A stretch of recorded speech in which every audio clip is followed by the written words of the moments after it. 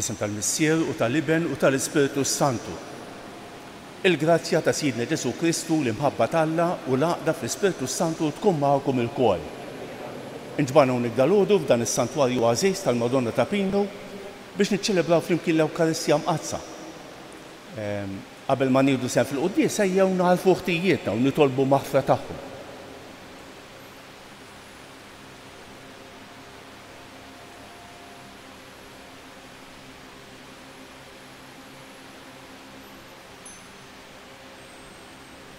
Illum qegħdin niċċelebraw it-tifkira ta' San Andrea Kim Tae-gon u sħabu Malti tal-Korea. Se nofru dan is-sagrifiċċju tal-qudiesa għal ruħ Joseph Muscat. Inti tiftaħ dirajt lil midinbin u taħfrilhom mulej ħniena. Inti raj tajjeb li tara fin-naġ tiegħek Kristu ħniena. Inti li tmut tfittex in-naġa l-mitlufa mulej ħniena.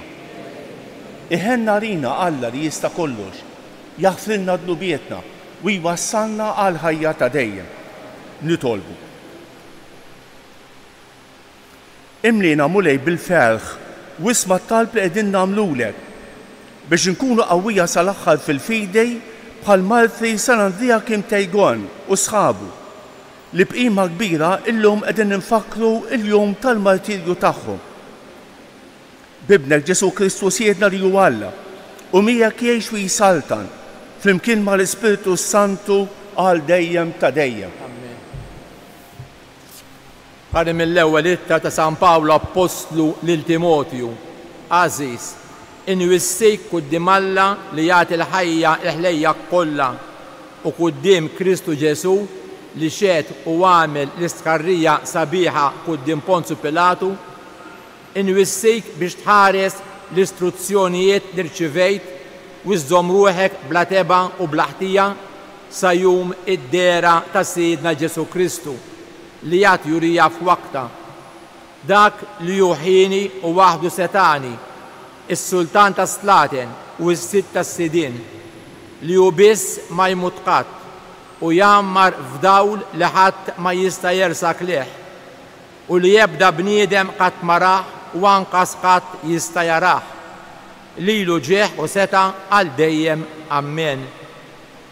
Il-kelma tal-mulej inroddu ħajr il-Alla. Salm responsorjali ngħidu flimkien. Idħlu quddiem il-mulej bana ferriħi. Għajtu bil-ferħ il-mulej niskolla tal-art. Għaqdu bil-ferħ lil-mulej. Idħlu quddiem bana ferriħi flimkien. Idħlu quddiem il-mulej bana ferriħi. Kunu għafu li jaħwew Alla u ħalaqna waħna tiegħu, aħna l-poplu tiegħu u n-naġ tal-mera tiegħu flimkien. Idħlu quddiem il-mulej bana ferriħi. Idħlu bana ta' ħajr mill-bibien tiegħu bit-tifħir fil-btieħi tat-tempju tiegħu. Roddulu ħajr u bierku ismu flimkien. Idħlu quddiem il-mulej bana ferriħi. Għax twajjeb il-mulej għal dejjem it-tieba tiegħu minn żmien għal żmien il-fedeltà tiegħu flimkien. Idħlu quddiem il-mulej bana ferriħi jekk iġobkom inkumu bil-wieqfa. Alleluja, alleluja, alleluja.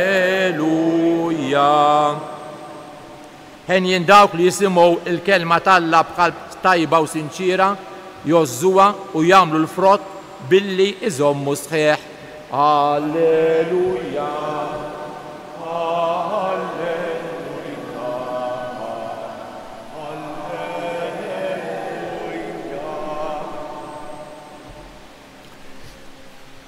Il-mulej magħkom. Qari mill-Evanġelju skont San Luqa.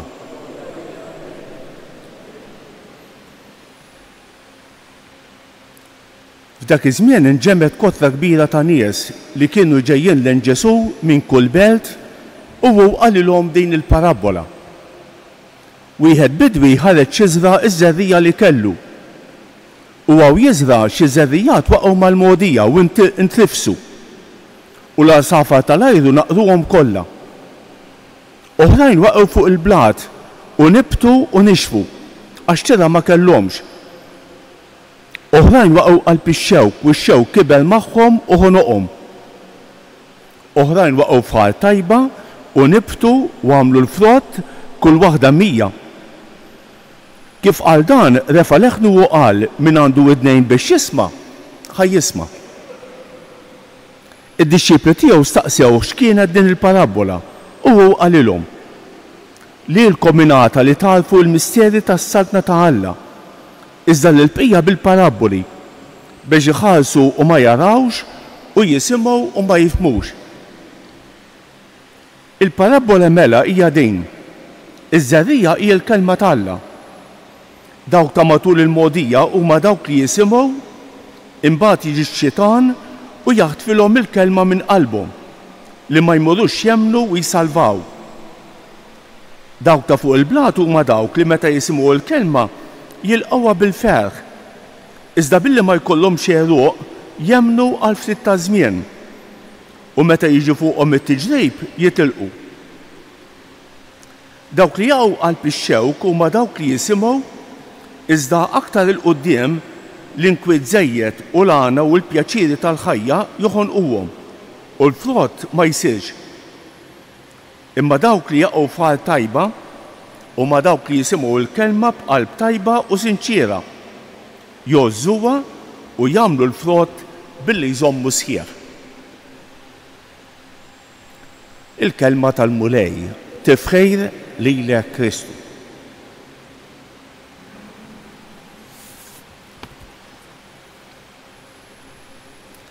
Bħalissa bħala l-ewwel lezzjoni qegħdin naqraw siltiet mill-ewwel ittra ta' San Pawl lil Timotju qegħdin lejn l-aħħar tal-ittra.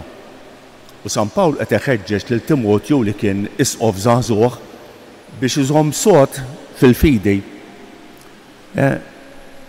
biex jipprattika l-virtujiet biex ikun ta' eżempju għall-oħrajn. Fis-selta tal-Vanġelu għandna din il-parabola ta' Ġesu, din iż-żarrija li taqa' f'artijiet differenti. Kieku nirriflettu ftit, żgur li kollha kemm aħna insibu dawn l-artijiet fil-qalb tagħna, kollha kemm aħna. Il-qalb tagħna wkoll hija art bodija li titlef il-kelma malajr. Il-qalb tagħna kultant ukoll hija bix-xewk li ma tħallix il-kelma talla tagħmel frott. Il-qalb tagħna wkoll tista' tkun art tajba li tagħmel ħafna frott. Tajjeb kieku neżaminaw lilna nfusna kontinwament, naraw x'doċilità tal-qalb għandna ġewwa fina. Kemm tkun ħaġa sabiħa kieku nħallu l-kelma talla tagħmel l-għeruq u tibdel il-ħajja tagħna. Ħanitkellma fuq il-qaddisin tal-lum. Illum qegħdin niċċelebraw San Andrea Kim Tajgon u sħabu Martri. Illum qegħdin niċċelebraw 113 il-Martri flimkien. Il-fidi fil-Korea daħlet hekk bil-mod il-mod. Kważi kombinazzjoni, kien hemm xi insara kienu magħmdejn u inkiss daħlu l-fidi fil-pajjiż. Għal ħafna żmien il-fidi fil-Korea kienet immexxija biss mill-lajċi. Il-miraklu tal-kelma tal-Alla. Il-miraklu tal-kelma tal-Alla. Għal ħafna żmien kienet immexxija biss mill-lajċi, ma kienx hemm qassisejn. Darba ma' qassis Ċiniż u jsejb li kien hemm mal-4,000 Kattoliku. Ara. Imbagħad bdiet il-persekuzzjoni bejn l-1836 u l-1867 kien hemm persekuzzjoni kbira tal-insara. U fl-1836 l-ewwel li miet kien San Pawl. Kien katekista laik. Kien imsallab għal Kristu, imsallab. Warajh kien hemm l-ewwel qassis San Andrea Kim Tajgon, kien l-ewwel qassis mill-Korea. Ittieħed għal-mewt ukoll ftit snin wara. Imbagħad aktar lajċi, xi tliet isfijiet, xi minn qassisejn ħafna lajċi tfal. Taf għalfejn? Sempliċement għax kienu insara, għax kienu disċipli ta' Ġesu. Forsi in-Nisrani huwa rivoluzzjonarju. Da qegħdin naraw fi żmienna wkoll. Il-Kattoliċi, id-disċipli ta' Ġesu huma persegwitati u maqtula.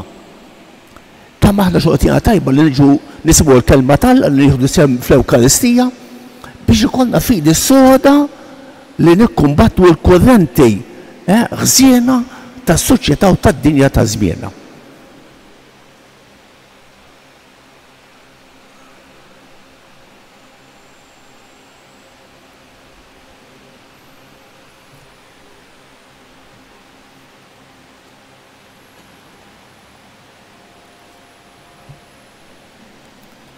Allabat il-verb tiegħu li ħal ġisem u għamma l-fostna. Nerfgħu lejh dawn it-talbiet tagħna fil-waqt li ntennu, mu lejh ħniena. Meta l-Knisja il-ġisem mistiku ta' Kristu tinqasam nitolbu, mu lejh ħniena. Meta jkun diffiċli taħfer u titlob maħfra biex tinbena mill-ġdid il-għaqda nitolbu. Meta tant bnedmin iħossu d-batija ta' fiġhom taħta nitolbu. Meta fid-diffikultajiet ta' kuljum ma jirnexxilniex nagħtu xhieda tal-Evanġelju nitolbu. Nitolbuk mulej għalina l-koll ġejna għal din l-Ewkaristija għatina li nkunu ta' xhieda ta' dawl fis-soċjetà tagħna nitolbu ismana, nitolbuk mulej. Nitolbuk mulej għal dawk kollha li jiltqajna magħhom illum, għal dawk kollha li se niltaqgħu magħhom illum, għal dawk li qalulna biex nitolbu għalihom, jew għednihom it-talb tagħna. Mulej għatin tal-koll il-grazzi tijak, nitolbu. Ismana. Nitolbuk mulej għal dawk li għaddim minn momenti diffiċli fil-ħajja, momenti ta' mart, ta' solitudni, ta' inġustizja, ta' inkomprensjoni, ta' tan diffikultajiet fil-ħajja, mulej zomna taħt il-ħalsin tijak, nitolbu. Nitolbuk għal ruħ Joseph Muscat biex tinsaħtijietu kollha u twaslu fid-dawl u lena ta' dejjem nitolbu. Ismana? Nitolbu għall-insar li għaddejjem mill-persekuzzjoni. Ħafna nsar fid-dinja jgħaddu mill-persekuzzjoni qalila. Nitolbu għalihom biex il-mulej jagħtihom l-ispirtu tiegħu, nitolbu. Ismana? U Alla għajn ta' kull ħajja. Saqqi l-lupa ċana tagħna bl-imħabba tiegħek sabiex nagħmlu frott ta' emejja l-tajba bi Kristu siedna.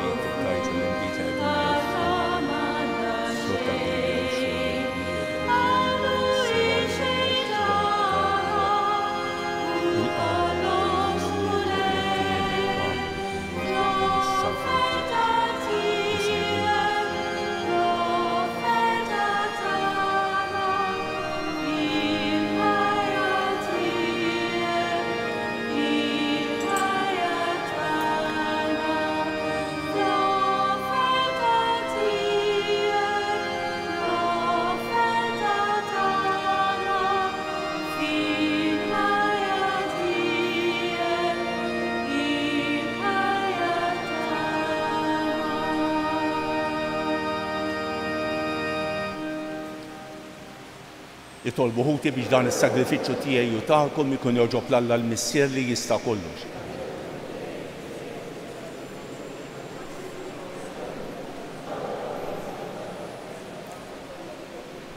Ilqa' Missier Qaddis l-offerta li qegħdin nagħmlulek fit-tifkira ta' San Andrea u sħabu Malti tal-Korea. U għamel li aħna għaddejja tiegħek inkunu qawwija fl-istqarrija ta' ismek. Bi Kristus Siedna il-mulej magħkom. Nerfgħu qlubna l fuq. Niżu ħajr lill-mulej Alla tagħna. Sewwew xieraq tas-sew mulej Missier Qaddis Alla ta' dejjem li tista' kollox. Tajjeb u ta' ġej tas-salvazzjoni tagħna li dejjem u kull imkien idoddulek ħajr.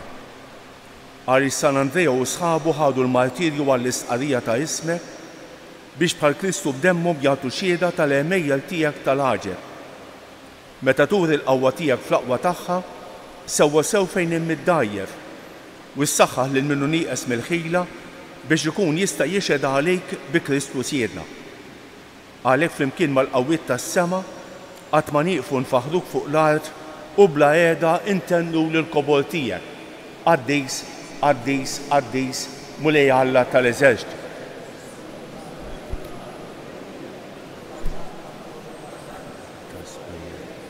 Imbierek nċej f'isem il-mulej osanna fil-għoli ta' smewbiet.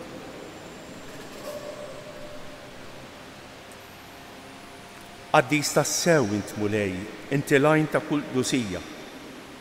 Qaddes għalek nitolbuk dawn l-offerti bil-barka tal-Ispirtu tiegħek biex isiru għalina il-ġisem u d-demm ta' Sidna Ġesu Kristu li meta kien se jingħata biex meta jħibati ħajr ħobs, ratt il-ħajr, qasam, tal id-disċipli tiegħu u qal: ħudu u kulu l-kol minn dan, għax dan huwa ġismi li jingħata għalikom.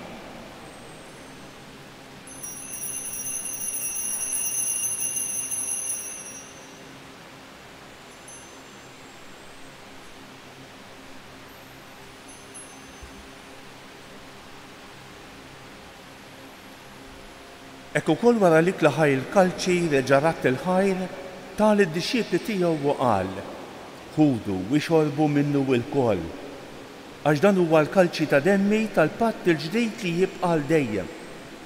Id-demm li jixxarret għalikom u għall-bnedmin kollha għal maħfra ta' dnubiet. Għamlu dan b'tifkira tiegħi.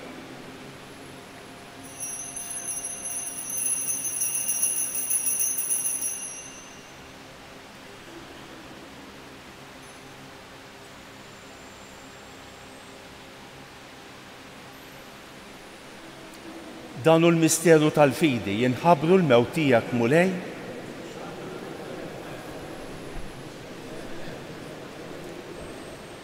Għalhekk aħna nagħmlu dan b'tifkira tal-mewt u l-qawmien ta' Sidna Ġesu Kristu, nofrulek mulej il-ħobs tal-ħajja u l-kalċi tas-salvazzjoni.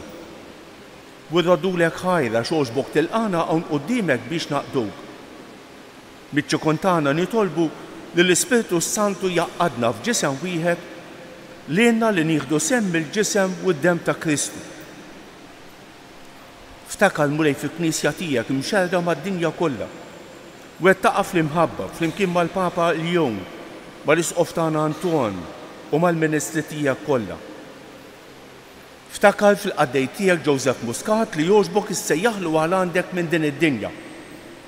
Għamel li kifu bil-Magħmudija, miet f'ibnek u bħal ibnek, hekk ukoll f'ibnek u bħal ibnek jilxox ta' l-ħajja. Ftakar ukoll f'ħutna li raqdu bit-tama tal-qawmien. Ftakar fil-mejtin kollha. Daħħalhom quddiemek fid-dawl tas-sebħ tiegħek. Ħenna għalina l-kol nitolbu. Għati lilna wkoll il-wirt tal-ħajja ta' dejjem.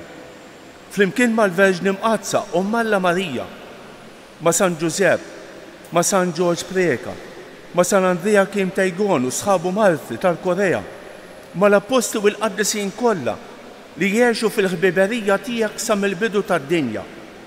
Għamel li magħhom infaħruk u nsebħuk Ġesu Kristu ibnek. bi Kristu ma' Kristu u fi Kristu jingħata lilek Alla missier li tista' kollox flimkien mal-Ispiritu Santu kull ġieħu glorja għal dejjem ta' dejjem.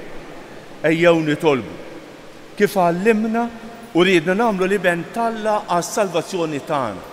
Missierna li inti f'ismek wieħed jitqaddes ismek, tiġi saltnatek, ikun li trid int kif fis-sema ikda fl-ard.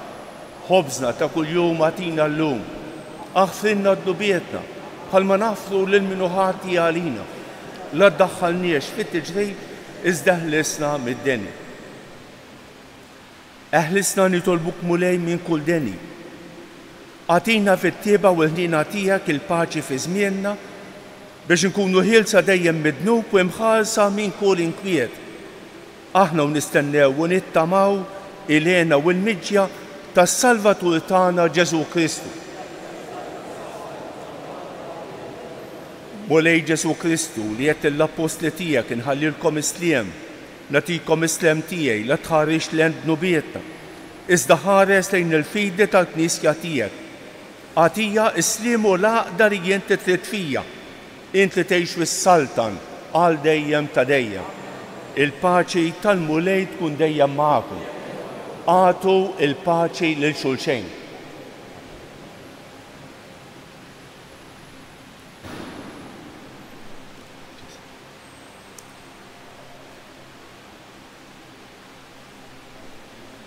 Ħaruf talla li tneħħi d-nubiet tad-dinja ħenna għalina.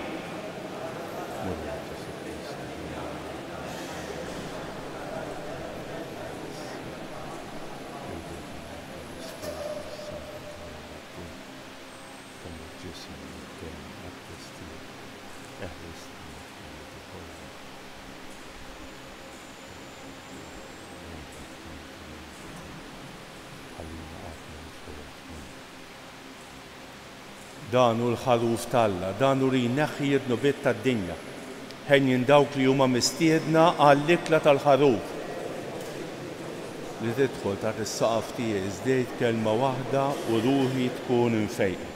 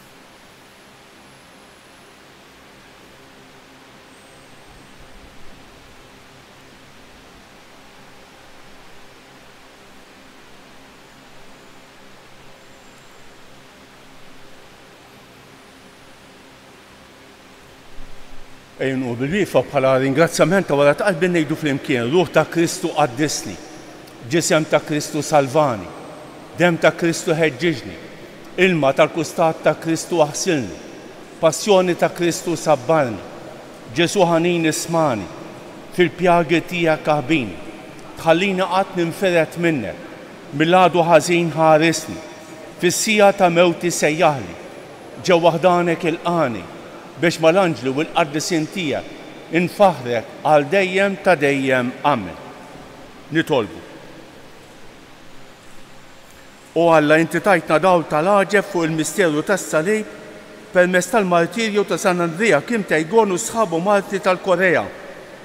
Fil-ħnina tiegħek għamel li bil-qawwa tas-sagrifiċċju li joffrejnielek inżommu dejjem fedili ma' Kristu u nħabilku fil-Knisja għas-salvazzjoni ta' kulħadd.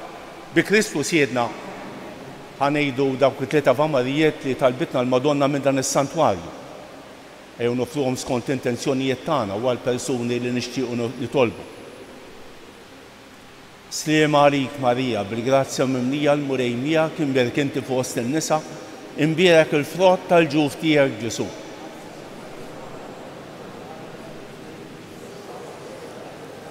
Sliema għalik Marija, bil-grazzja mimlija l-murejmija kien berkinti fost il-nisa, imbierek il-frott tal-ġuf tiegħek Ġesu.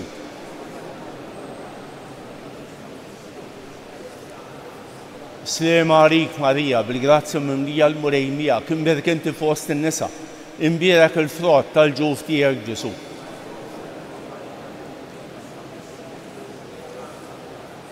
Madonna ta' Pinu, Sultana tal-Familja, ħastek fuqna dejjem żomm, il-mulej magħkom. Iberikkom Alla li jista' kollox il-Missier u l-Iben u l-Ispiritu Santu. Morru fil-paċi ta' Kristu. Il-ġurnata tajba lil kulħadd.